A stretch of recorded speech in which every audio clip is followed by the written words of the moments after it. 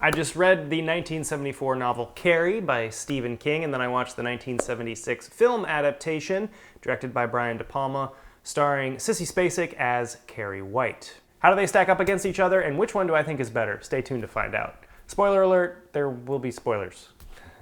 Carrie is about Carrie Wright, a shy, friendless teenage girl who is sheltered by her domineering religious mother and who unleashes her telekinetic powers after being humiliated by her classmates at her senior prom.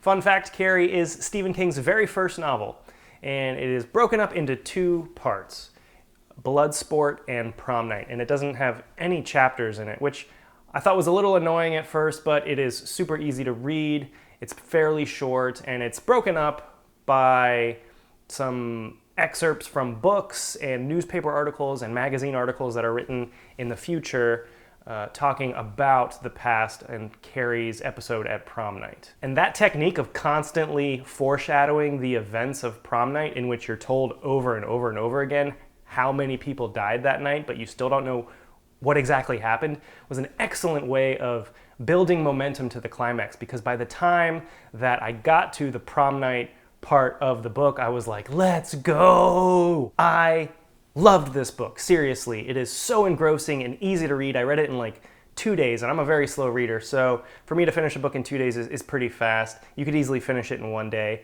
If you've seen my Shining review, you know that that was the very first Stephen King book I ever read, so this is only the second one, and for what it's worth, I liked Carrie a lot more than I liked The Shining. King does a really great job letting you as the reader sympathize with the character of Carrie Wright. She's got this horrible, horrible mother who throws her in this dark, small closet for hours, or sometimes days on end if she misbehaves or sins in any way. And at her core, Carrie just wants to be a normal girl and have friends at school and go to parties and go to prom. So by the time she finally gets invited to prom, and you kind of know what's coming, you're just heartbroken by what happens. The film adaptation came out in 1976, directed by Brian De Palma, who directed Scarface, and like I said, stars Sissy Spacek as Carrie. Now, in the book, Carrie is described as a chunky girl with pimples on her neck and back and buttocks. So, Sissy Spacek doesn't quite fit that description, but she is incredible in this movie. The performance she puts in, especially in the agonizing scenes where she's being tormented by her mother, is so convincing that your heart really breaks watching it. Say it! I didn't say it, Mama! She was nominated for Best Actress for this role, but she lost to Faye Dunaway. Other than the physical description of Carrie from the book, I think her performance is spot on. Carrie's mother is played by Piper Laurie in the film. In the book, she's described as a very big woman who always wore a hat and has blue eyes, wears bifocals, and always carries a large bag. So, also not quite an exact physical portrayal in the film, but how was her performance? Laurie was also nominated for an Oscar for Best Supporting Actress for her portrayal of Margaret White, or Mama, and I don't know, I wasn't a huge fan of her performance. Mama didn't scare me in the film like she did in the book.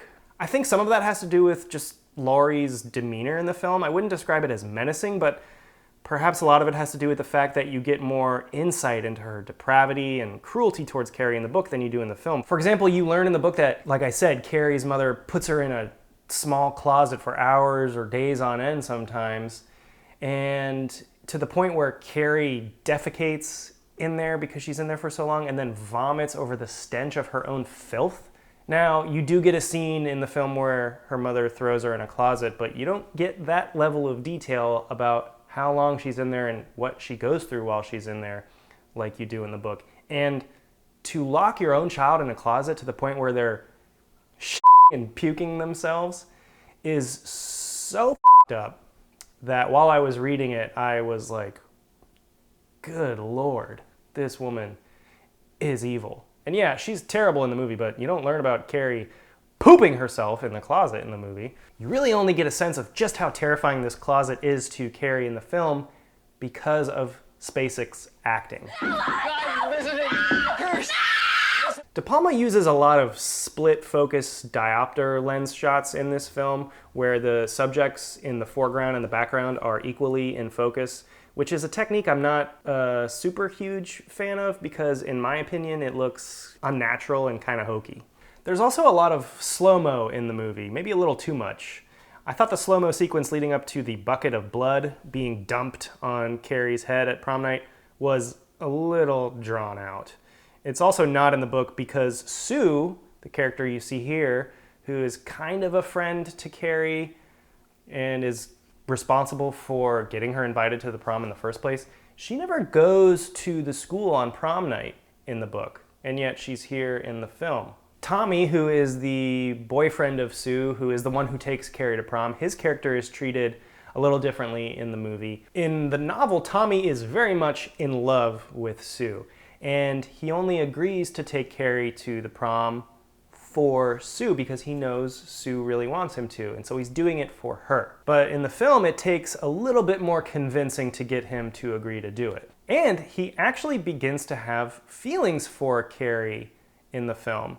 He even kisses her at the prom while they're dancing. That does not happen in the book. He remains loyal to Sue and acts more as a friend to Carrie in the novel. He's also described as an all-around great guy and really smart in the book, and in the film he's a little bit more one-dimensional. One thing I really liked about the film was during the prom night sequence when everything's going haywire is De Palma uses split screens and multi-camera views of what's going on, which I thought was really cool and probably a technique that a lot of viewers back in 1976 had never seen before. In my opinion, the ending of the book is way cooler than the ending of the movie. Carrie goes on a much longer rampage through town than she does in the film. There's lots of explosions as oil tanks and gas stations near the school explode, and then something that I thought was really interesting in the book, Carrie empties all of the fire hydrants in the town. So when the firefighters respond to these big explosions, they have no way of putting them out. Carrie is also described as grinning the whole time she's on this rampage too in the novel. In the film, she just has this blank stare on her face the whole time, which is effective as well, but I do think that grinning while you're doing all this is a little creepier. Also in the book, Carrie stops at this church to pray for a little bit. And then when she comes out, there's a bunch of townspeople who have gathered to look at what's going on, and then she kills a bunch of them by downing some power lines and electrocuting them. The destruction and mayhem in the book is massive. I think around 400 people die, and you don't get that sense of destruction at all really in the film. It seems much smaller and more contained. Once she leaves the school ablaze and is walking down the street towards her house, she kills Billy and Chris quickly by making their car flip and then goes home. And what happens when she gets home in the film is much different than how it goes down in the book as well. In the book, Carrie takes mercy on her mother because in her heart she still does love her, so she takes pity on her and she just kind of slowly makes her mother's heart stop beating, which is not quite as exciting as what happens in the movie. In the movie, she uses her mind to impale her mother with a slew of kitchen knives, which is much more dramatic. And she's martyred like a Saint Sebastian type character and took the devil down with her because she stabs Carrie and Carrie eventually dies with her. Her mother does stab her in the shoulder in the book, but Carrie leaves the house and then dies later. One more element in the novel that you don't really get in the movie is there are parts in the book where people are describing being near Carrie and all of a sudden they can hear, they can feel and sense what she is feeling and sensing and thinking. And there's also the way that the movie ends, final scene involving Sue and her mother and this nightmare sequence. That's not in the book. Okay, so which one is better? Might be a little obvious by now. I loved this book. If you have never read it and you like Stephen King, definitely check it out. It's his very first novel, but I just thought it was so much fun to read and very entertaining. The movie is great. Some of the differences did bother me a little bit. You don't get some flashbacks as well into Carrie's young childhood, which are interesting that you get in the book. Anyway, the book, in my opinion, is better than the film.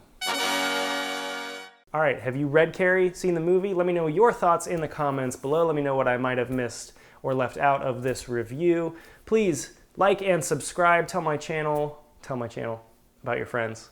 Tell your friends about my channel. Like and subscribe, like I said. Stay tuned for more videos in the near future. Thank you so much for watching. I'll see you later.